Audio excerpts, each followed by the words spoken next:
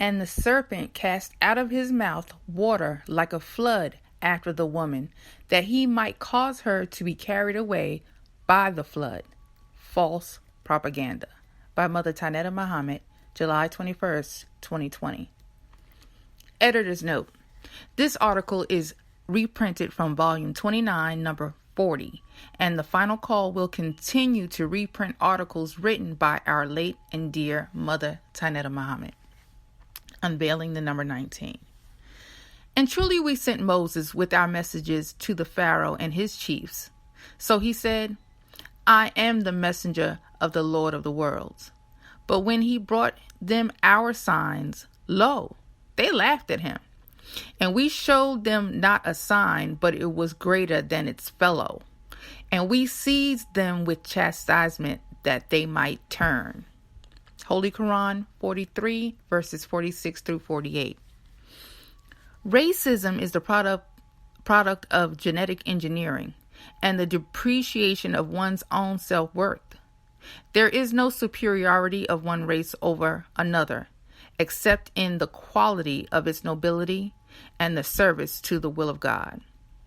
The applied social systems being practiced on our planet at the present time, has determined that the idea of one's color being superior to another was engendered in the very nature of the white race, who were grafted from the weaker or brown germ of the original man. This disposition and nature of their being is to overcome, rule, and dominate the original black germ found in the original man. It took one of our black scientists named Yaqub, born 8,400 years ago, 20 miles from the holy city Mecca in Arabia, to be born with a determined idea to make a man from the weaker germ, brown germ, of self, and begin the process of grafting that brown germ into distinct races and colors, from the brown man to the yellow man, and ultimately to the white or Caucasian people and race that we know today. Thus, race inverted to racism. This revealed history was hidden away in the ancient archives of the ancient wisdom teachings of our fathers until today. At the root of our divine teachings is science and learning of very advanced technology. From the genetic science, genetic pool, one was born in the holy city of Mecca in 1877, who was predicted to break the hold of the present dominant rule of the white race and end 6,000 years of bondage that we have experienced during the present world order. We also refer to this period as the secret teachings of Yaqub's civilization. This wicked and abusive world scheme has led all the people, races, and nations astray, with the objective of totally destroying the original black populations who contain the genetically coded material used in the grafting of the white race on our planet. The Nation of Islam in America came to birth under extraordinary circumstances, and as a student of the divine teachings of the Honorable Elijah Muhammad, I initiated my studies of this new world of thought when I was only 16 years old in the city of Detroit, Michigan, while in my senior year of high school in 1957.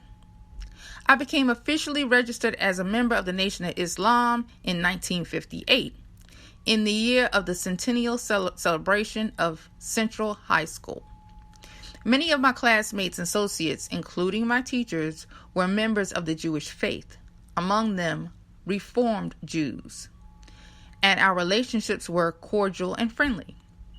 I participated in many of their holiday observances and partook of the Jewish diet of bagels, lox, and cream cheese. I was also appointed as one of the 7 valedictorians, among whom several were of the Jewish faith. My being attracted to the Islamic religion at that time never brought differences between my studies and that of the Jewish religion. It was the extraordinary knowledge base of the Islamic teaching that attracted me to the Honorable Elijah Muhammad, and it has ever been my attraction during all the subsequent years of my life until today. I have begun with this opening background as a prelude to the current controversy being stirred up by members of the Jewish faith against the June 26th address of the Honorable Minister Louis Farrakhan at the Atlantic Civic Center in Atlanta, Georgia. It is not wholly unexpected that such bitter vitriol is being spewed from many misinformed representatives and media personalities of the Jewish community against the truthful message of Minister Farrakhan's address titled, "Who are the real children of Israel?" Truthful theologians of all the world's religions should open an honest dialogue on this subject, which will assess the damage done to the black nation as well as to others due to the policies of racism and the denial of truth in global politics. I was immediately reminded of the Holy Quran, which speaks of the controversy of religious societies and the clamor raised by those who believe when Jesus' name and that of his mother was mentioned in Surah 43, verses 57-58. Quote, "And when the son of Mary is mentioned as an example, lo, thy people raise a clamor thereat, and they say, are our gods better, or is he? They set it forth to thee only by way of disputation. Nay, they are a contentious people." End quote. Anyone who is knowledgeable about the divine teachings of the Honorable Elijah Muhammad know that he was not self-taught, nor is he the author of the teachings on how the races came to be, nor did he have the knowledge of himself, God, or anybody else without being well taught by a wise master who suddenly appeared in America under disguise in 1930, making himself known for the first time in the public. This extraordinary man named W.D. Farad, and later known as Wallace Farad Muhammad, prior to his departure in 1934, was a product of a black father and a white mother. The charge of racism, bigotry, and anti-Semitism and other gross terms currently being charged to the Honorable Minister Louis Farrakhan does not fit the character or the truth that is being revealed. Such charges, if need be, should be addressed to his teacher, the Honorable Elijah Muhammad, and to the master teacher before him, W. Farad Muhammad.